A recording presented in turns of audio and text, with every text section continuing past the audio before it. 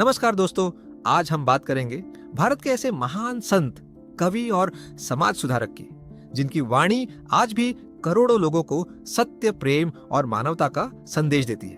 उन्होंने जाति, धर्म और ऊंच नीच के भेदभाव का विरोध किया और लोगों को इंसानियत का रास्ता दिखाया। ये कहानी है महान संत कबीरदास की। कबीरदास का जन्म 15वीं शताब्दी में माना जाता है। उनके जन्म के बारे में अलग अलग मत मिलते हैं, इसलिए उनकी जन्म तिथि और जन्म स्थान को लेकर इतिहासकारों की राय पूरी तरह एक जैसी नहीं है। एक लोकप्रिय परंपरा के अनुसार उनका पालन पोषण नीरू और नीमा नामक जुलाहा दंपति ने वाराणसी में किया। कबीरदास का बचपन बहुत साधारण परिस्थितियों में बीता। उन्होंने औपचारिक शिक्षा बहुत कम प्राप्त की, लेकिन जीवन के अनुभवों से उन्होंने जो ज्ञान अर्जित किया वही आगे चलकर उनकी सबसे बड़ी शक्ति बना। वे पेशे से बुनकर थे और मेहनत करके अपना जीवनयापन करते थे। कहा जाता है कि कबीरदास महान संत स्वामी रामानंद से प्रभावित थे। उनकी संगति ने कबीर के जीवन को नई दिशा दी।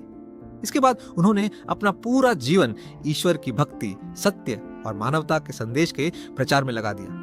उस समय समाज में जाति पाति, छुआछूत और धार्मिक आडंबर बहुत अधिक थे। कबीरदास ने इन सभी बुराइयों का खुलकर विरोध किया। उनका मानना था कि ईश्वर मंदिर या मस्जिद में नहीं, बल्कि हर इंसान के भीतर बसता है। इसलिए उन्होंने लोगों को बाहरी दिखावे की बजाय अच्छे कर्म और सच्चे आचरण पर ध्यान देने की सीख दी। कबीरदास की सबसे बड़ी पहचान उनके दोहे है। उनके दोहे सरल भाषा में लिखे गए, लेकिन उनमें जीवन का गहरा दर्शन छिपा हुआ है।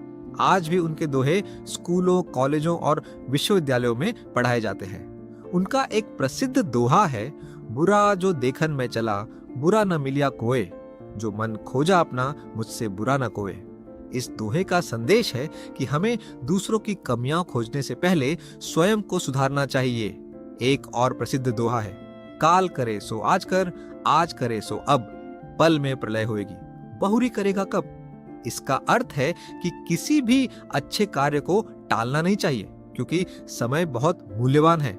कबीरदास की वाणी को बाद में बीजक नामक ग्रंथ में संकलित किया गया। इसके अलावा उनके पद और दोहे गुरु ग्रंथ साहिब में भी शामिल हैं। यह उनके विचारों की व्यापक स्वीकृति को दर्शाता है। उनकी भाषा अत्यंत सरल थी। उन्होंने ऐसी भाषा में लिखा जिसे आम लोग आसानी से समझ सके। यही कारण है कि उनकी शिक्षाएं केवल विद्वानों तक सीमित नहीं रही, बल्कि गांव-गांव और घर-घर तक पहुंची। कबीरदास का पूरा जीवन समाज को जोड़ने में बीता। वे कहते थे कि धर्म का वास्तविक अर्थ प्रेम, सत्य और सेवा है। यदि इंसान का व्यवहार अच्छा है तो वही सबसे बड़ी पूजा है। ऐसा माना जाता है कि अपने जीवन के अंतिम समय में वे मगहर चले गए। उनके निधन के बारे में भी एक प्रसिद्ध लोक कथा प्रचलित है कि जब उनके अनुयायियों ने अंतिम संस्कार के लिए चादर हटाई तो वहां शरीर के स्थान पर फूल मिले। इस कथा को लोग हिंदू और मुस्लिम समुदायों के बीच एकता और प्रेम का प्रतीक मानते हैं। दोस्तों, संत कबीरदास हमें ये सिखाते हैं कि सच्ची महानता किसी पद, धन या प्रसिद्ध में नहीं होती, बल्कि सच्चे विचारों, अच्छे कर्मों और मानवता की सेवा में होती है। आज सैकड़ों वर्षों बाद भी उनके दोहे और विचार उतने ही प्रासंगिक हैं जितने उनके समय में थे।